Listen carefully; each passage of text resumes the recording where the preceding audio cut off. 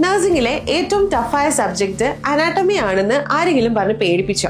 എങ്കിൽ പേടി മാറ്റാൻ സമയമായി. BSc നഴ്സിംഗ് ഫസ്റ്റ് ഇയർ പഠിക്കുന്ന കുട്ടികൾക്ക് ഏറ്റവും പേടിയുള്ള വിഷയമാണ് അനാട്ടമി. മനുഷ്യ ശരീരത്തിലെ അവയവങ്ങളെക്കുറിച്ചും അവയുടെ പ്രവർത്തനങ്ങളെക്കുറിച്ചും പഠിക്കുന്ന ഈ വിഷയം പലപ്പോഴും ഒരു കീറാമുട്ടിയായി കുട്ടികൾക്ക് ഫീൽ ചെയ്യാറുണ്ട്. പുസ്തകം തുറക്കുമ്പോൾ കാണുന്ന സങ്കീർണമായ ചിത്രങ്ങളും മെഡിക്കൽ ടേംസുകളും പലരെയും ഈ കോഴ്സിൽ നിന്ന് പിന്നോട്ട് വലിക്കുന്നു. ഇത് കാരണം പരീക്ഷകളിൽ തോറ്റുപോകുമോ എന്ന ഭയം കുട്ടികളിൽ ഒരുപാട് വർദ്ധിക്കുന്നുണ്ട്. സത്യത്തിൽ അനാട്ടമിയേക്കാളും രസകരമായ മറ്റൊരു വിഷയം നഴ്സിംഗിലില്ല കേട്ടോ. കാണാതെ പഠിക്കുന്നതിന് പകരം സ്വന്തം ശരീരത്തെ കുറിച്ച് അറിയാനുള്ള കൗതുകത്തോടെ പഠിച്ചു നോക്കൂ. ചിത്രങ്ങൾ വരച്ചു പഠിക്കുന്നതാണ് ഇതിലെ ഏറ്റവും വലിയ ടെക്നിക്.